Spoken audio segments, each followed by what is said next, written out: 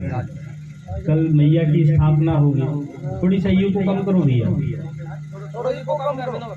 You को कम करो थोड़ी।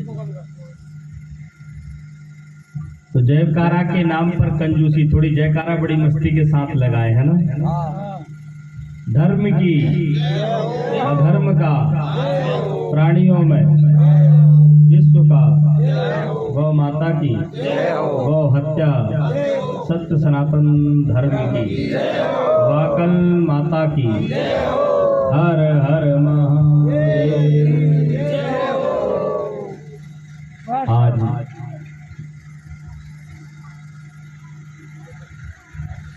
चैनपुरा में माँ भगवती परम्बा जगत जननी, जिन्हें हम विविध नामों से जानते हैं, कोई वाकल माता के नाम से जानता है, कोई दुर्गा माता के नाम से जानता है।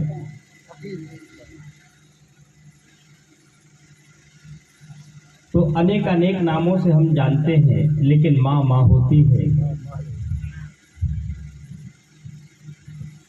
नवरात्र में जब हम पूजन करते हैं तो नवरात्र में 9 देवियों की पूजन होती है।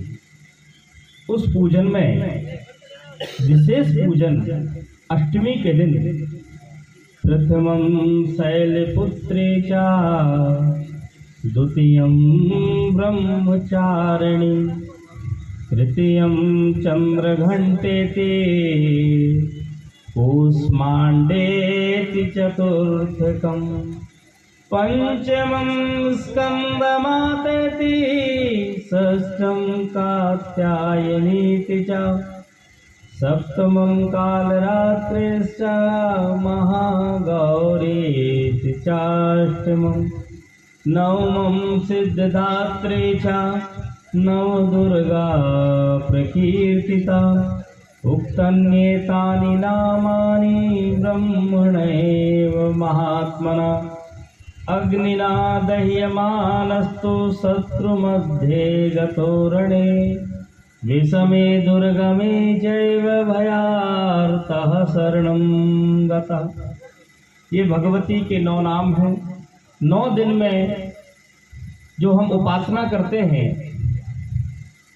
प्रथम दिन उपासना की जाती है शैलपुत्री की। शैलपुत्री जो भगवती है वो 2 वर्ष की है शैलपुत्री। और द्वितीयम ब्रह्मचारिणी, जो ब्रह्मचारिणी है उसकी उम्र है 3 वर्ष। तृतीयम चंद्र घंटेति, जो चंद्र घंटा माता है उसकी उम्र है 4 वर्ष। तृतीयम चंद्र घंटेति कूष्मांडेति चतुर्थकम, जो कूष्मांडेति माता है वो 4 वर्ष की कन्या है। 4 वर्ष की कन्या, कन्याओं का पूजन करते हैं ना, कई जगह कुंवारी पूजन भी कहते हैं। जो 5 वर्ष की कन्या है उसे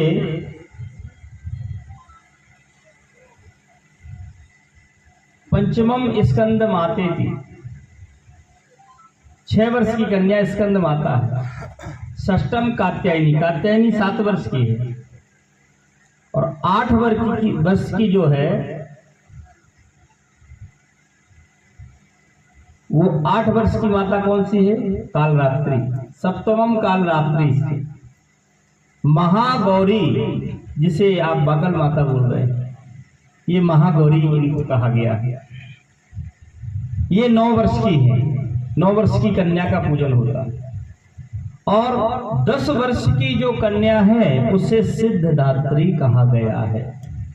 देवी महापुराण में, देवी महापुराण का एक अंश है छोटा सा, जिसे हम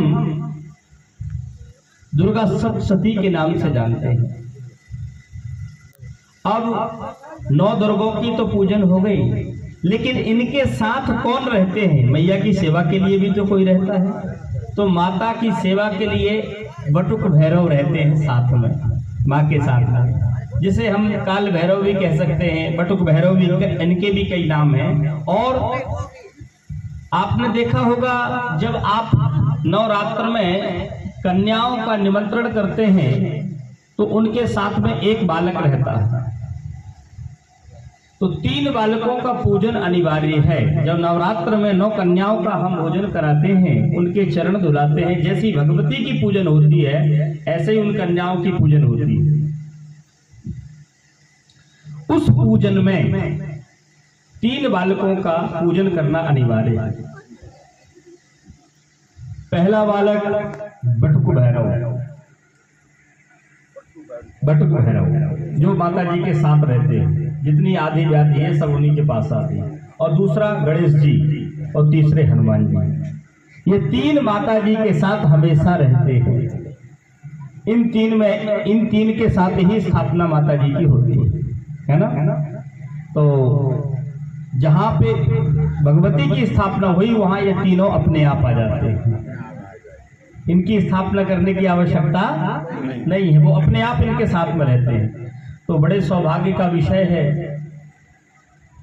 कि अपने इस चैनपुरा की पवित्र पावन धरा पर माँ भगवती पराम्बा जगत जननी का कल यहाँ पर स्थापना दिवस है। सुनकर के मन बड़ा प्रमुदित हुआ, बड़े हम प्रसन्नचित हुए और मुझे निमंत्रण देने के लिए यहाँ से कुछ लोग गए हुए थे, तो मैंने निमंत्रण स्वीकार किया। और मैं इस समय आपके ही जागरण के कारण रुका हुआ था, नहीं तो अभी तक मैं पाली में होता। कल से मेरी वहाँ पर भागवत की कथा है, लेकिन मैंने विचार किया, मैंने कहा नहीं, आपके जागरण में जाकर के उपस्थिति करा करके तभी मैं यहाँ से निकलूंगा। आप लोग 4 बजे के आए हुए हैं मुझे लेने के लिए, पाली से आप लोग आए हुए हैं। कल से वहाँ भागवत की कथा है, बहुत विशाल आयोजन है। तो जितने भी बंधुओं ने, ये भगवान की माँ भगवती के भक्तों ने यहाँ पर सेवा की है, इस मंदिर को जीर्णोद्धार करने में, बनाने में और भगवती की कल स्थापना करने में, उन सभी को साधुवाद। माँ भगवती पराम्बा जगत जननी अपने चरण कमलों में उनको स्थान दे, धन धान्य से परिपूर्ण रखे, गौ माता सबका कल्याण करे, यही हमारी शुभकामना और आप सभी के लिए यही आशीर्वाद है। जैसा कि आप सबको पूर्व से विदित है कि अपनी चैनपुरा उत्तरणी में एक गौशाला का निर्माण हुआ और कहने के लिए तो वो गौशाला है, लेकिन वास्तविक में वो गौशाला नहीं है। यदि एक दृष्टिकोण से कहा जाए तो वो है क्या? नंदी को, जिसे हम विभिन्न नामों से जानते हैं, कोई नंदी कहता है, कोई बैल कहता है, कोई वृषभ कहता है, कोई षाण कहता है, लेकिन शास्त्रों में उसे मूर्तिमान धर्म कहा है। तो मैंने इस चैनपुरा और उत्तरणी की पवित्र पावन धरा पर कोई गौशाला का निर्माण नहीं किया है, कोई नंदीशाला का निर्माण नहीं किया, मूर्तिमान धर्म की मैंने यहाँ पर स्थापना की है कि आज जितनी भी आदि व्याधि है, जो रोगों से ग्रसित लोग हैं, जो अकाल मृत्यु हो रही है, इससे लोगों को निजात मिले, लोगों के घर में शांति आए, सुख का जो अभाव है, सुख हो, प्रसन्नता हो, सब लोग हर्षित हो, प्रमुदित हो, प्रसन्नचित्त हो, बस यही मेरी शुभकामना है। जब आप सब सुखी हो जाएंगे तो समझ लीजिए मेरे जीवन का उद्देश्य सफल हो गया, मेरे यहाँ आने का उद्देश्य सफल हो गया, इसीलिए मैं आया हूँ। और बस इतना ही कह करके बहुत बहुत आप सबको आशीर्वाद देते हुए वाणी को विराम।